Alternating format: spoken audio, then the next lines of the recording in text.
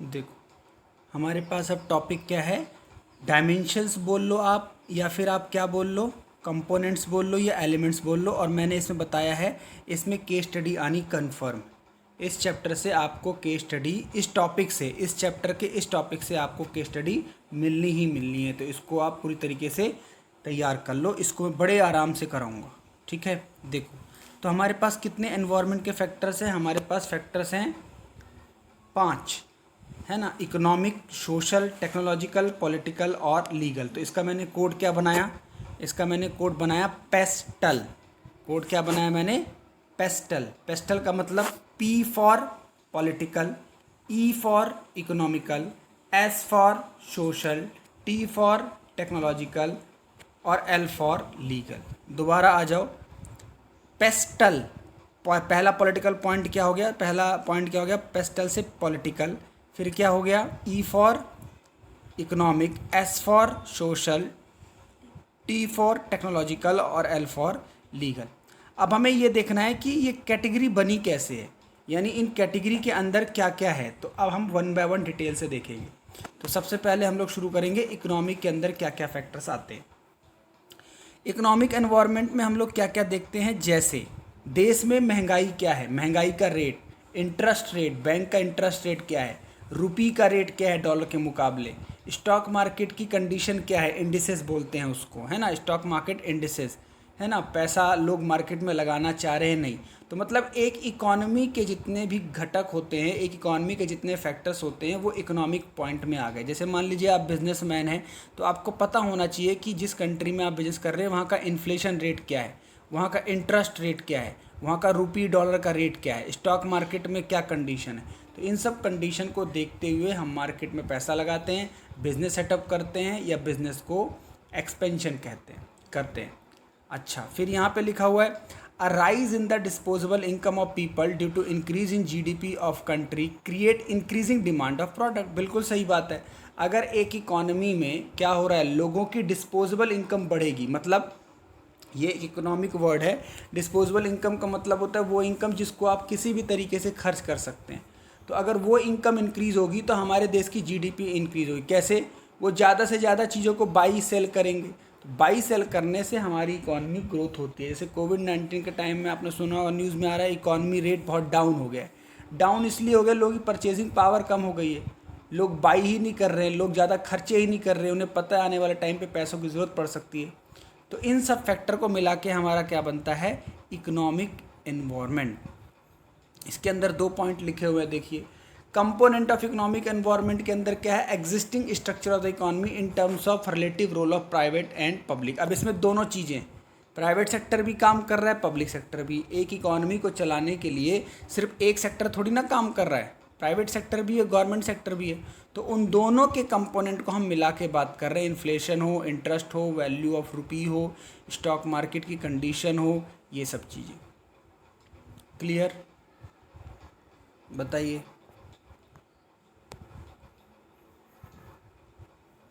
Next देखें अब।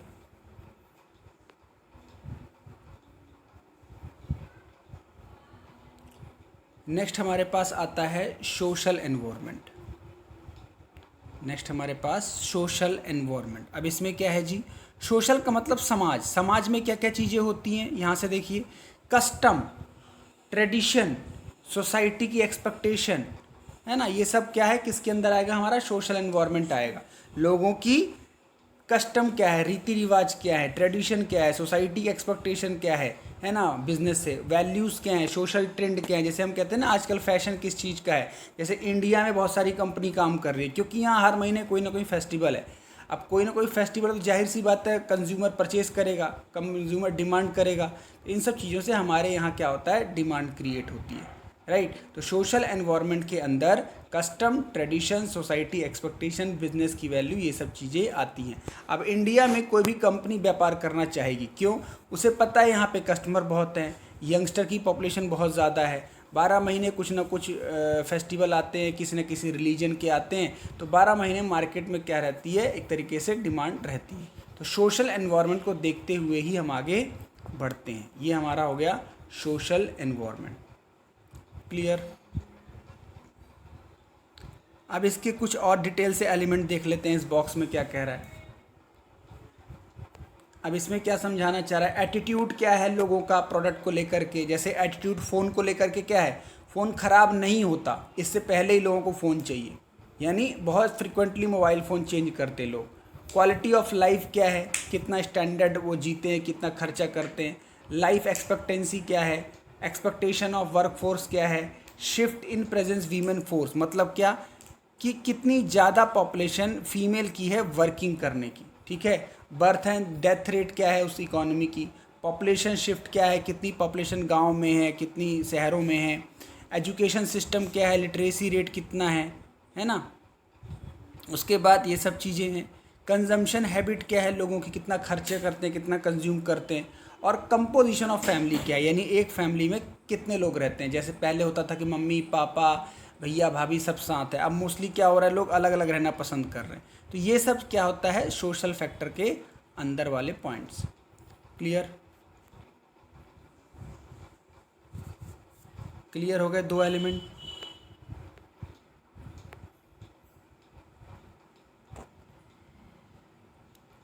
Next की बात करें अब। नेक्स्ट हमारे पास क्या आ गया, देखो पॉलिटिकल इन्वायरमेंट। पॉलिटिकल, इसके अंदर क्या होता है, पॉलिटिकल में क्या चीज़ें कवर होती हैं, देखो इट इंक्लूड्स। पॉलिटिकल के अंदर देखो क्या लिखा हुआ है,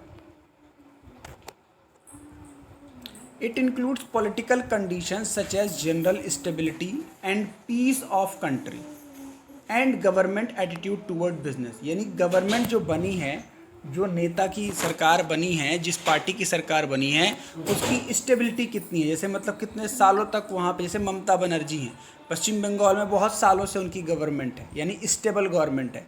पीस, पीस का मतलब किस गवर्नमेंट में दंगे फसाद कम होते हैं, है ना, शांति का वातावरण। और गवर्नमेंट का एटीट्यूड क्या है, जैसे मोदी का क्या एटीट्यूड है सरकार चलाने का, योगी का क्या एटीट्यूड है, ममता बनर्जी किस तरीके से गवर्नमेंट चलाती हैं, तो ये फैक्टर इसके अंदर आते हैं। Political stability build up confidence among business people to invest in the long term project. अब जितनी ज़्यादा स्टेबल गवर्नमेंट रहेगी ना, तो लोग पैसा लगाना पसंद करेंगे। क्यों? क्योंकि पैसा लगा दिया, कोई अगली बार सरकार दूसरी आ गई, उसने नया रूल बना दिया, तो हम तो गए ना। जैसे योगी जी ने यूपी में कानून बना दिया भाई कि जो बिना लाइसेंस की दुकानें हैं मीट मच्छी की, चिकन विकन की, वो नहीं चलेंगी। तो जो पुरानी चल रही थी बड़ी बड़ी, वो बंद हो गई। तो ऐसा लोग पैसा लगाने से डरते हैं, ठीक है ना। तो इसके अंदर क्या आ गया, mostly stability, peace, attitude of elected government, ये चीज़ें इसके अंदर आ गई। यानी आप समझ गए ना, पार्टी गवर्नमेंट, पॉलिटिकल रवैया क्या है देश में जिस पार्टी की सरकार बनती है, ठीक है। बोलिए। अब इसके थोड़ा सा और एलिमेंट देख लेते हैं। देखो यहाँ पे क्या कह रहा है। पहला कह रहा है, मेजर एलिमेंट्स में कह रहा है कॉन्स्टिट्यूशन ऑफ द कंट्री, है ना, हमारे देश का संविधान कैसा है। पॉलिटिकल सिस्टम कैसा है, जैसे हमारे देश का लोकतांत्रिक है, यहाँ पे जनता वोट करती है, वो सरकार को चुनती है। Degree of politicisation of business and economic issues, है ना, यानी कितना ज़्यादा गवर्नमेंट का इंटरफेयर है, नेतागिरी कितनी ज़्यादा चलती है। Dominant ideology of values and major political parties, यानी कितनी ज़्यादा पार्टी की डोमिनेंस, जैसे बीजेपी बहुत बड़ी पार्टी बनती जा रही है, पहले कांग्रेस बहुत बड़ी पार्टी थी। इस तरीके से टाइम टू टाइम ये क्या हो रहा है, चेंज होता जा रहा है। 70 साल तक आपने डायलॉग सुना होगा, 70 साल तक कांग्रेस ने राज किया, अब बीजेपी शासन कर रही है दूसरी बार, यानी उसकी 10वें सालगिरह हो जाएगी कुछ सालों बाद। लेवल ऑफ पॉलिटिकल मोरालिटी क्या है, कितने ज़्यादा वो एथिक्स फॉलो करती है। पॉलिटिकल आइडियोलॉजी क्या है, जो पार्टी शासन कर रही है उसकी आइडियोलॉजी क्या है, कोई हिंदुत्व पे काम करता है, कोई उस किसी पे काम करता है, इस तरीके से। Next and nature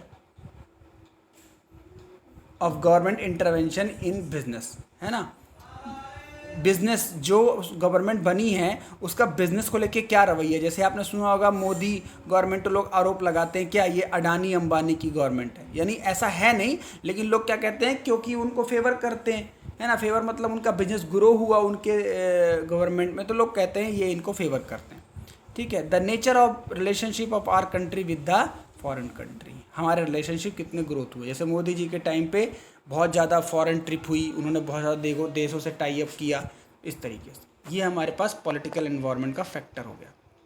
clear. Next क्या है हमारे पास, लीगल एनवायरनमेंट। लीगल का मतलब आप समझ गए, कानून, कानून व्यवस्था, है ना। तो इसके अंदर क्या लिखा हुआ है, देखो थोड़ा सा पढ़ते हैं इसको। It includes various legislation pass by government. जैसे मोदी सरकार के आने के बाद कई नई कानून बने, है ना, कई जैसे 3 तलाक कानून बना, है ना, और क्या क्या बने, एक कानून आपको पता नहीं होगा, बैंक्रप्सी कोड बना 2016 में, समझ गए आप। और बहुत सारे कानून क्या बन गए, तो बहुत सारे नए कानून बनना, मतलब गवर्नमेंट कानून व्यवस्था को मजबूत करना चाहती है ना। पार्लियामेंट कैसा है, वहाँ कितना ज़्यादा फेयर जजमेंट है, कोर्ट की जजमेंट क्या है, उस दौरान सरकार का क्या रवैया है, कोर्ट उसमें कितना ज़्यादा इंटरफेयर करती है। ऐसे एक बहुत बड़ा मुद्दा जो था, विवाद था उत्तर प्रदेश का, भूमि विवाद मस्जिद का और मंदिर का, उसको डिस्प्यूट को ख़त्म कर दिया गया, यानी कोर्ट ने उसको फाइनली फैसला सुना दिया, अब वो चक्कर ही ख़त्म। तो जजमेंट कैसी है, example of such legislation are trademark. जैसे हमारे यहाँ का ट्रेडमार्क एक्ट है, जैसे मोनोपोली आप क्रिएट नहीं कर सकते। इसेंशियल कमोडिटी एक्ट बनाया गया, कंज्यूमर प्रोटेक्शन एक्ट बनाया गया, यानी कितने लॉज हैं हमारे यहाँ पे लोगों की भलाई के लिए। क्योंकि कानून व्यवस्था अगर मजबूत नहीं रहेगी तो देश में हड़कंप मच जाएगा। जैसे योगी राज में बहुत ज़्यादा गुंडागर्दी कम हुई यूपी में, ऐसा लोग कहते हैं, है ना। तो an adequate knowledge of rules and regulation frame by government is prerequisites for better business performance. जितने ज़्यादा रेगुलेशन फ्रॉम होंगे, जितने ज़्यादा रूल्स सख्त होंगे, उतना ज़्यादा बिजनेस के लिए अच्छा होगा। तो इसके अंदर मेजरली क्या हुआ, लॉ गवर्नमेंट ने क्या बनाए, कोर्ट की judgement, advertisement on packets of cigarette, है ना। अब ऐसा कानून है कि अगर आप सिगरेट बेचेंगे तो आपको उसमें वार्निंग देनी पड़ेगी। जैसे अल्कोहल है, गुटखा है, पान मसाला है, बिकते तो हैं लेकिन उसमें प्रचार देना पड़ता है कि ये सेहत के लिए ख़तरनाक है, इसको कम खाएं, न खाएं, कैंसर हो जाएगा ये। अब उसके बाद कस्टमर्स खाए या न खाए वो अलग बात, लेकिन गवर्नमेंट ने रूल ऐसा बना रखा है, लीगली ऐसा कानून है कि आपको उसमें कस्टमर को बताना पड़ेगा कि this is injurious to the health. Clear. ये हमारा हो गया लीगल एनवायरनमेंट। अब हमारे पास आता है लास्ट, टेक्नोलॉजिकल एनवायरनमेंट। टेक्नोलॉजी ये सबसे इम्पॉर्टेंट है। इम्पॉर्टेंट का मतलब ट्रेंडिंग में है। टेक्नोलॉजी बड़ी तेज़ी से रैपिडली आगे भाग रही है। जैसे पहले देखो ना आप, पहले स्कूल जाना होता था, फिर आज घर बैठ गए। पहले इम्पॉसिबल था इंटरनेट से पढ़ाई करना, मोबाइल से पढ़ाई करना, अब मोबाइल बिना एजुकेशन ही पॉसिबल नहीं है ना। पहले लोग BSNL कनेक्शन लेते थे, घर में एक फ़ोन होता था, आज घर में कई मोबाइल हैं। पहले लैंडलाइन होता था, आज लैंडलाइन ख़त्म हो गया। पहले एयरटेल का बोलबाला था, जियो का बोलबाला था, सॉरी एयरटेल आइडिया का बोलबाला था, अब जियो का बोलबाला हो गया। तो ये क्या है, टेक्नोलॉजी। टेक्नोलॉजी ड्रिवन कितना ज़्यादा है, कितना ज़्यादा लोग टेक्नोलॉजी की तरफ भाग रहे हैं, है ना। तो ऑनलाइन आजकल ज़्यादा हो गया, इंटरनेट वास्ट हो गया, गांव-गांव तक इंटरनेट पहुंच गया, गांव-गांव तक मोबाइल पहुंच गया, जो पहले ऐसा नहीं था। तो इसके अंदर क्या पॉइंट्स आएंगे, देखो इसके अंदर क्या लिखा हुआ है, matter. It includes force relating to scientific improvement and innovation which provide new ways of producing goods and services. आजकल गुड्स एंड सर्विसेज बनाने का काम, तरीका, प्रोसेस बदल गया है। अब हाथ से काम नहीं होता, मशीन से काम होता है। अब आज 100 पीस नहीं बनते, 1000 पीस बनते हैं। तो ये क्या है, मेथड, तकनीक अब चेंज हो गई है। इनोवेशन मार्केट में, हर कंपनी एक नया मॉडल लाती है मार्केट में, है ना। पुराना मॉडल अपने आप स्क्रैप कर देती है, खुद ही अपने मोबाइल की बेइज्जती करती है कि इसमें रैम इतनी थी, अब हम इतने रैम का फ़ोन दे रहे हैं, है ना। तो ये एक तरीके से क्या है, टेक्नोलॉजी है। जैसे कैसेट्स की बात करें, पहले लोग कैसेट खरीदते थे, टेप रिकॉर्डर खरीदते थे, गाने सुनते थे, उसको चलाते थे। अब ये सिस्टम ही ख़त्म हो गया। पहले CD चलती थी, ख़त्म हो गया, अब पेन ड्राइव का सिस्टम आ गया। मोबाइल फ़ोन ने जब से आ गया तो लोगों ने घड़ियाँ पहनना बंद कर दी, उसमें घड़ी का काम है, कैलकुलेटर का काम है, यानी कई टेक्नोलॉजी ऐसी आई जिससे पुरानी टेक्नोलॉजी, पुराने फंक्शन तो थे, अपने आप ख़त्म हो गए। तो जहाँ केस स्टडी में लगे कि ज़माने की बात हो रही है ना, पुराने और नए में कंपैरिजन हो रहा है ना, तो आप समझ जाइए ये टेक्नोलॉजिकल एनवायरनमेंट की ही बात हो रही है। क्लियर। अब हम आगे चलते हैं पांचों फैक्टर करने के बाद। देखो अब हम देखते हैं कि गवर्नमेंट की पॉलिसी 1991 में आई थी, उसे हम बोलते हैं इकोनॉमिक रिफॉर्म। 1991 को हम किस नाम से जानते हैं, इकोनॉमिक रिफॉर्म, क्योंकि इस टाइम इंडिया ने 3 नई पॉलिसी लाया था, उसको हम बोलते हैं LPG, ये एलपीजी क्या है भाई? एलपीजी क्या है? एलपीजी, ये एलपीजी है क्या? लिबरलाइजेशन, प्राइवेटाइजेशन और ग्लोबलाइजेशन, है ना। यानी 1991 में 3 कॉन्सेप्ट लाए गए थे जिससे आज हमारे इंडिया की इकॉनमी में बहुत ड्रास्टिक चेंज आया है। अब उसी के बारे में हमें पढ़ना है। तो सबसे पहले देखते हैं लिबरलाइजेशन क्या है। What is liberalisation? तो लिबरलाइजेशन में लिखा हुआ है, देखो, liberalization means freeing the Indian business and industry, especially for private sector, from all unnecessary government control and restrictions. पहले प्राइवेट वालों को इतना ज़्यादा आज़ादी नहीं थी जो आज है। आज हर सेक्टर में प्राइवेट सेक्टर ज़्यादा आगे चल रहा है। पहले लाइसेंस की प्रॉब्लम, बिजनेस करने की प्रॉब्लम, है ना, एक्सपोर्ट इंपोर्ट करने की problem.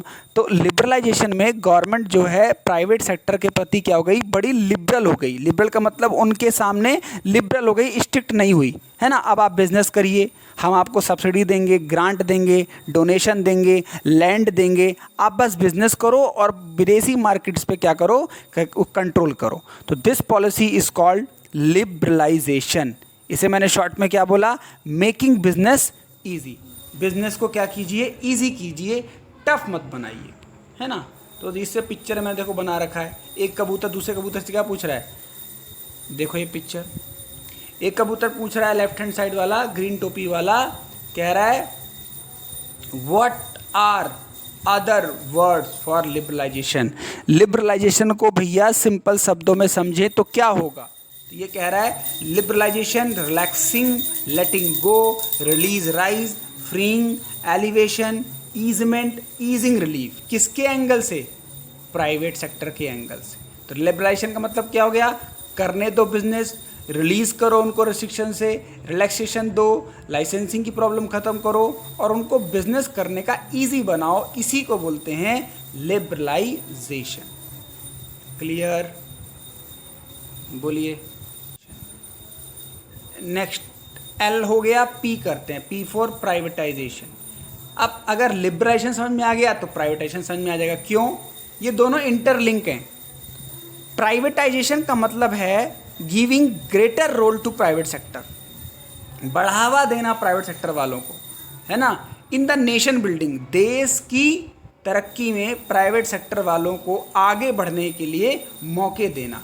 Drastically reducing the role of public sector, और पब्लिक सेक्टर के रोल को कम करना। जैसे आज की हालत में क्या है, जैसे कि गवर्नमेंट कंपनी डूब रही होती है, लॉस में जारी होती है, तो गवर्नमेंट उसको बंद नहीं करती, क्या करती है? प्राइवेट सेक्टर को भेज देती है ना। इसे बोलते हैं डिसइन्वेस्टमेंट। क्या बोलते हैं? डिसइन्वेस्टमेंट। आगे लिखा हुआ है to achieve this government adopted policy plan disinvestment. आ गया ना, हम इसको डिसइन्वेस्ट कर देंगे, मतलब इन्वेस्टमेंट जो हमने कर रखी है उसको हम प्राइवेट सेक्टर के हाथ में बेच देंगे, which means transferring the public sector enterprise to private sector.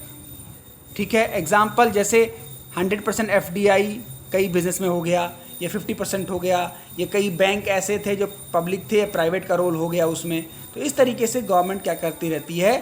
Business के मॉडल को चेंज कर देती है, हैंड चेंज कर देती है, कंट्रोलिंग चेंज कर देती है। और कभी कभी इसका उल्टा भी होता है, गवर्नमेंट टेक ओवर भी कर लेती है। तो लेकिन हम उसकी बात नहीं कर रहे हैं, हम वो कर रहे हैं कि जब गवर्नमेंट कंपनी या पब्लिक सेक्टर की कंपनी को किसको हाथ में दे देंगे? प्राइवेट सेक्टर को, या प्राइवेट सेक्टर को हम बढ़ावा देंगे। जैसे आज की डेट में स्कूल, कॉलेजेस, मेडिकल फैसिलिटीज़ ज़्यादातर किसकी हैं? प्राइवेट सेक्टर की हैं, गवर्नमेंट तो कम ही है। ये कब हुआ? जब हमने प्राइवेटाइजेशन अडॉप्ट किया। क्लियर? Next, globalisation. ग्लोबल, पूरा वर्ल्ड एक market, globalisation, whole world one market. अब आज जो आप पिज़्ज़ा खा रहे हो, बर्गर खा रहे हो, डोमिनोज पे जा रहे हो, एडिडास के जूते पहन रहे हो, आईफोन खरीद रहे हो, है ना, बड़ी बड़ी प्लेन में घूम रहे हो, तो ये किसकी वजह से है? बाहर की कंपनियां इंडिया में काम कर रही हैं, इंडिया की कंपनी बाहर भी काम कर रही हैं। इसी कंसेप्ट को बोलते हैं ग्लोबलाइजेशन, है ना। हमारे देश में पेट्रोल डीजल नहीं होता, लेकिन हमारे यहाँ पेट्रोल डीजल मिलता है, क्योंकि सऊदी अरब जो अरब कंट्रीज़ हैं उससे हम इंपोर्ट एक्सपोर्ट करते हैं, है ना। और बहुत सारे ऐसे सामान इसको इंडिया बाहर भेजता है। तो ये कब हुआ? ग्लोबलाइजेशन को जब हमने अडॉप्ट किया। ठीक है। तो ग्लोबलाइजेशन का मतलब क्या होता है? ग्लोबलाइजेशन मीन्स इंटीग्रेशन, जोड़ना, किस किस को? लेबर को, कैपिटल को, टेक्नोलॉजी को, अदर रिसोर्सेज को। समझ रहे हो? देख रहे हो क्या क्या आदान प्रदान हो रहा है। जैसे हमारे देश में मेट्रो बनी, तो मेट्रो किसने बताया कैसे बनेगी? जापानीज कंपनी ने। कैपिटल किसी ने लगाया, फिर हमने उनको पह चुका है। टेक्नोलॉजी कहाँ की थी? जापान की थी। अदर रिसोर्सेज का आदान प्रदान करना, सिर्फ वस्तुएं नहीं, अदर सेवाएं भी। सेवाएं मतलब कैपिटल, लेबर, है ना। In short globalisation means integration of our economy with the world economy. अपनी देश की इकोनॉमी को दूसरे देश की इकोनॉमी से जोड़ने को हम क्या बोलते हैं? ग्लोबलाइजेशन। ये पिक्चर देखिए, जैसे फेसबुक का पिक्चर नहीं है, ऐसी तो है ना वो। फेसबुक पे तो यही कर रहा है, एक दोस्त को दूसरे देश से जोड़ें, और आजकल तो ऐड भी आ रहा है फेसबुक का, बताओ। तो ये ग्लोबलाइजेशन है। आप कहीं भी बैठे हैं, कोई फ़र्क नहीं पड़ता। फ्लिपकार्ट है, सब कुछ है। अमेज़ॉन है, सब कुछ है। समझ रहे हैं? ग्लोबलाइजेशन। अगर अमेज़ॉन इंडिया में नहीं आता तो इसका मतलब हम ये कहते हैं ग्लोबलाइजेशन हमारे देश में अभी नहीं हुआ, हमने अडॉप्ट नहीं किया। ठीक है ना? बोलिए। तो बस यहाँ पे हमारा एक तरीके से पूरा डायमेंशन ख़त्म है ना, और ये एलपीजी सिस्टम भी ख़त्म। इसके बाद टॉपिक डिमोनेटाइजेशन है, इसका मैंने अलग से वीडियो बना रखा है। बाकी इसका वीडियो जो है डिस्क्रिप्शन बॉक्स में मिल जाएगा, वहाँ से आप देख लेना। राइट, तो इस तरीके से हमारा ये टॉपिक भी इस चैप्टर का ख़त्म। Right, thank you so much.